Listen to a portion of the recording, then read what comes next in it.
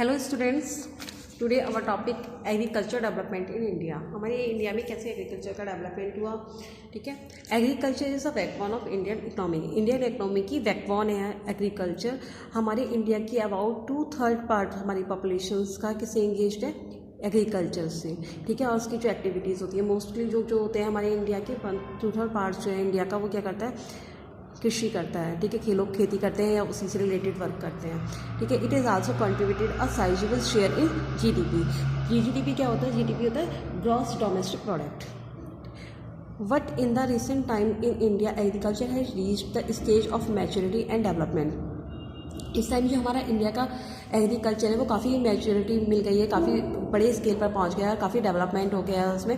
ठीक है, नेक्स्ट है आपका after India achieve the independence it is due to the 5-year plans of the government start taking the initiate for the betterment of the activities. जब हमारा India independence हुआ था, मतलब जब आज़ाद हुआ था, तो हमारी गवर्नमेंट क्या लाई थी, 5 year का एक प्लान लेकर आई थी। गवर्नमेंट ने स्टार्ट किया था एग्रीकल्चर को बेटर बनाने के लिए। ठीक है, उसके बाद क्या आया था आपका 1968 में ग्रीन रेवोल्यूशन आया था। ग्रीन रेवोल्यूशन क्या था, हरित क्रांति कहते हैं, जिसने क्या किया था, हमारे जो एग्रीकल्चर को के जो फेज को क्या कर दिया था, बिल्कुल चेंज कर दिया था। उसमें क्या हुआ था, हरित क्रांति में जो न्यू टाइप्स के सीड्स थे और जो भी फर्टिलाइजर्स वगैरह थे उसके वो प्रोवाइड किए गए थे। ठीक है, the following are some of the India self sufficient and food grain production. Now India is self sufficient and food grain production. अब जो हमारा इंडिया क्या है, सेल्फ सफिशिएंट है फूड ग्रेन का प्रोडक्शन करने के लिए। ठीक है, the following are some of the development which took place from the time to time. हमारे इंडिया में कुछ डेवलपमेंट्स हुए हैं टाइम पर, जिसे हम नेक्स्ट टॉपिक्स में स्टडी करेंगे। फर्स्ट है consolidation of land holding. Consolidation क्या होता है, ये एक पार्ट होता है लैंड फॉर रिफॉर्म का। कंसोलिडेशन मीन्स होता है, एक मीनिंग होता है हिंदी में चकबंदी। आप लोग कभी आपने चकबंदी का नेम आई थिंक नहीं सुना होगा। चकबंदी जो है पुराने टाइम में हुई थी, जब हमारा इंडिया आज़ाद हुआ था ना, उसके बाद चकबंदी हुई थी। इसमें क्या होता है कि जो लैंड्स के ना छोटे छोटे पार्ट्स थे, ठीक है, उनको कलेक्ट करके जो जिनके वो पार्ट्स थे उनको दे दिया गया था। ठीक है, ये जो कंसोलिडेशन होता है ये एक लैंड रिफॉर्म का पार्ट होता है। ऑल टाइम में क्या होता था कि जो लोग होते थे ना, फार्मर्स लोग होते थे, उनको पैसों की नीड होती थी, तो वो क्या करते थे, जो जमींदार होते थे ना, जमींदार लोग उनके पास उनको गिरवी कर दिया रखते थे। तो थोड़ा थोड़ा पार्ट करके वो क्या करते थे, वो उनको गिरवी कर रख देते थे जमींदारों के पास, और उनसे उस पर पैसे ले लिया करते थे। तो उससे क्या होता था कि जो वो ज़मीन होती थी वो ज़मींदारों की हो जाती थी, वो लोग छुड़ा नहीं पाते थे, तो वो उस पर जो है क्रॉप्स भी ग्रो नहीं कर पाते थे, कल्टीवेशन वगैरह का भी वर्क भी नहीं कर पाते थे, तो वो उनके अंडर में आ जाती थी, ज़मींदारों के अंडर में आ जाती थी। तो इसमें क्या होती थी, जो कंसोलिडेशन था उसमें क्या किया था, लैंड को रिफॉर्म किया गया था। ठीक है, as the part of land reform, ये लैंड रिफॉर्म का ही एक पार्ट होता है। ठीक है, इसमें क्या किया था, गवर्नमेंट ने जो पार्ट्स थे उनको मतलब कलेक्ट करके और जो उसके ऑनर्स थे, ठीक है, उनको दे दिया था। All the small piece of the land were consolidated and handed over the owners. और उनको जो पार्ट्स हैं उन जमींदारों से लेकर उन पार्ट्स को किसे दे दिया गया था, जो उसके ऑनर्स थे, उस ज़मीन के जो ऑनर्स थे उनको हैंडल कर दिया था। क्रॉप्स इंश्योरेंस स्कीम, फिर गवर्नमेंट ने क्या किया था, अपने एग्रीकल्चर को डेवलप करने के लिए, कृषि को डेवलपमेंट करने के लिए उन्होंने कुछ स्कीम्स निकाली थी। 1985 में उन्होंने क्रॉप्स इंश्योरेंस स्कीम्स आई थी, जिसके जो रीज़न थे, जैसे क्या होता था कि हमारे कभी कभी क्या होता था, सूखा पड़ जाता था, तो फसल अच्छी नहीं होती थी, तो उसमें किसानों को बहुत प्रॉब्लम फेस करनी पड़ती थी। तो इस क्रॉप इंश्योरेंस स्कीम्स में क्या था, to provide financial support to farmer during the crop failure. अगर क्रॉप फेल हो जाए तो उसमें फाइनेंशियल सपोर्ट्स मिलता था। To provide support to farmer up to the next cropping season, और उसमें फार्मर्स को जो नेक्स्ट क्रॉपिंग सीजन, जो अगला सीजन आएगा क्रॉपिंग का, उसके लिए भी कुछ सपोर्ट्स दी जाती थी। In recent times 2 specific programme पर इंट्रोड्यूस बाय द गवर्नमेंट। ठीक है, कुछ स्पेशल प्रोग्राम्स भी गवर्नमेंट ने इंट्रोड्यूस किए थे। फर्स्ट है स्पेशल राइस प्रोडक्शन प्रोग्राम। इसमें क्या था कि फर्स्ट प्रोग्राम था, उसमें राइस के प्रोडक्शन का स्पेशल प्रोडक्शन के लिए प्रोग्राम बनाया गया था। This programme are initiate in the eastern regions.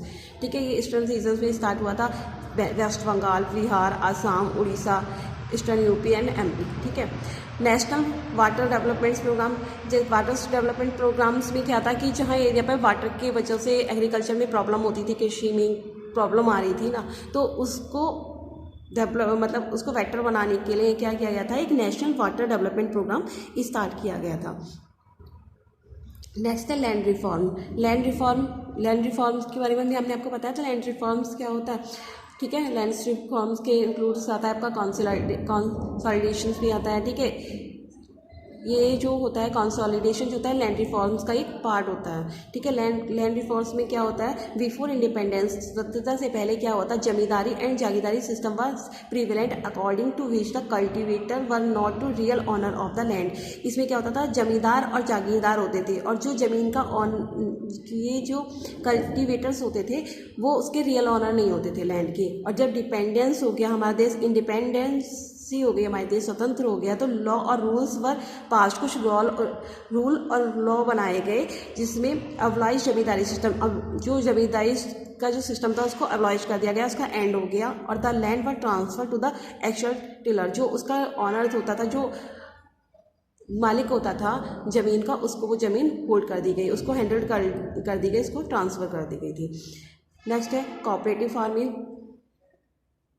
Cooperative farming में क्या होता है, जैसे कि जो स्मॉल फार्मर्स होते हैं, जो छोटे छोटे फार्मर होते हैं, वो आपस में मिलकर जो है फार्मिंग कर लेते हैं, और जो भी बेनिफिट होता है ना उसको क्या कर लेते हैं, वो शेयर कर लेते हैं। Under this small and marginal farmer pool their land in order to cultivate it and lastly benefit are shared on equal basis, ठीक है। इक्वल बेसिस पर वो क्या करते हैं, उसको एक साथ वो फार्मिंग करते हैं, उसके बाद उसका जो भी मार्जिन होता है उसको शेयर कर लेते हैं। Technological measure under this use of hiding variety of seed, fertiliser, pesticides and insecticides includes. इसके इंक्लूड्स क्या क्या आते हैं, जो भी हम बहुत अच्छी क्वालिटी के सीड्स होते हैं, ठीक है, फर्टिलाइज़र होते हैं, पेस्टिसाइड्स होते हैं, इंसेक्टिसाइड्स, इसके सही सभी इसी के इंक्लूड्स आते हैं। इसमें क्या होता है, इसमें पब्लिक डिस्ट्रीब्यूशन सिस्टम एक होता है, प्ले होता है। Public distribution system play an effective role in transferring all the technological input to each and every farmer. इसमें क्या हुआ था, पब्लिक डिस्ट्रीब्यूशन सिस्टम ने काफ़ी अच्छा रोल प्ले किया। इसमें जो भी ये हाई क्वालिटी के सीड्स थे, फर्टिलाइजर्स थे, ये इनपुट्स की टेक्नोलॉजी थी, इनको इनपुट किया गया, और ये जो है एवरी फार्मर तक इसको पहुंचाया गया। तो फार्मर्स क्या करते थे, अच्छी सीड्स का यूज़ करते थे, फर्टिलाइजर्स का यूज़ करते थे, तो उनकी जो ग्रोथ होती थी, जो क्रॉप्स की ग्रोथ होती थी वो अच्छी होती थी, उनका प्रोडक्शन अच्छा होता था, तो उनको अर्निंग भी अच्छी होती थी। तो हमारी जो इंडिया की गवर्नमेंट है काफ़ी हेल्प करती है एग्रीकल्चर में, जो हमारे फार्मर्स होते हैं उन लोगों की काफ़ी हेल्प करती है, और एग्रीकल्चर के डेवलपमेंट में भी काफ़ी न्यू स्कीम्स लेकर आती है, फार्मर्स की हेल्प भी करती है, ठीक है। आपका ये जो लेसन है कंप्लीट हो गया। नेक्स्ट वीडियो में हम इस लेसन के क्वेश्चन आंसर्स करेंगे, ठीक है। Thank you.